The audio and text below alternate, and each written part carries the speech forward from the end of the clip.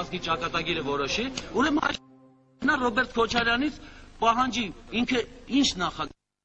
եթե ոչ մի հարցի չի խառնում։ Նայիրի, ինձ հասկացի, ես տեղից դուրս եմ գալի, ինչ ձեր պայմանը Պայմանը գա միասնաբար որոշեք։ Ես գնում եմ Ռոբերտ Քոչարյանի մոտ, ասում եմ արի։ Գալիս է այստեղ, միասնաբար ոչ մեկ իր անձին վտանգ չի սպառնում, միասնաբար բոլորի հետ միասին որոշենք մեր երկրի ապագան։ Կամ թեկուզ ալիքը թող գա սկզբից։ Ամենահավաքը դուք եք, ճիշտ է։ Ես քեզ եմ խնդրում եմ բարձրանակ տղեւն բարձրացած ձեր ազգային ժողով։ Ես չեմ եկել ջեմիա։ 540-560։ Այո, դու գործով ես բան։ Կարանք մենք գնանք։ Մենք կարող գնանք։ Եկեք։ Հա, գնացինք։ Գնացինք։ Ո՞վ է։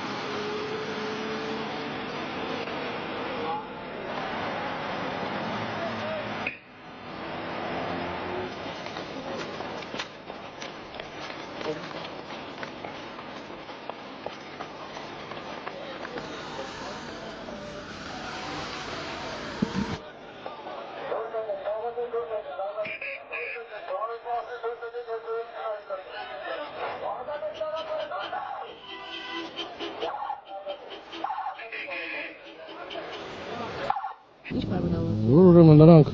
փաստորեն ես այսպես եմ համարում, որ իրենց ասածը հետևյալն է եղել, նրանք ուրեմն խաղաղ կերպով հանձնվում են, իրենց ուրեմն ոչ մի բան էլ չի սպառնում կյանքին եւ ուրեմն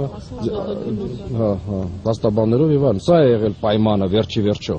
Պարոն Բադալյան, իսկ հայ կոմիտեի ենթադրություններից նշանակում արդյոք արտաքին ուժերի հետ կապված է Ղարաբաղի հարցի կարգավորումը։ Գիտեք ինչ, շատ միամիտ կլինեինք, եթե համարեինք, որ դա միայն այդ 5 հոգու գործն է։ Ես այդպես չեմ համարում, բոլորովին։ Եվ այդպես չեն համարում նաև այն մարդիկ առավելως, որոնք դահլիճում եղել են։ Ես կրկնում, ես դահլիճում չեմ եղել, եւ միայն կարող եմ վերլուծել ընդհանուր ինֆորմացիան, բայց այն մարդիկ, որոնք ներսում եղել են եւ ուրեմն զգացել են տարօրինակ վարմունքը, հետո տարբեր այդ ուրեմն հեռախոսային խոսակցության անընդհատ զեկույցները, դա ուրեմն տեղիք է տալիս մտածելու, որ սա միայն 5 հոգու արված չէ, առավելως դա մանրակրկիտ կերպով նախապատրաստված հանցագործություններ է, շատ լավ իմանալով ամբողջ ով որտեղ է նստում։ Եվ այն խոսակցությունները, որի թե նրանց նպատակ եղել է միայն Վազգեն Սարգսյանը, դա այդպես չի։ Ներկա մարդիկ ասում են, որ միանշանակ նպատակներից առաջիններից մեկը եղել է Կարեն Դեմիրճյանը, ավելի նրա վրա երկրորդ անգամ են ուրեմն արդեն երևի վիրավորված վիճակում, թե մահացած վիճակում նորից ուրեմն մոտեցել են եւ ուրեմն գնդակահարել են այդ մարդուն եւ բացի դրանից նպատակները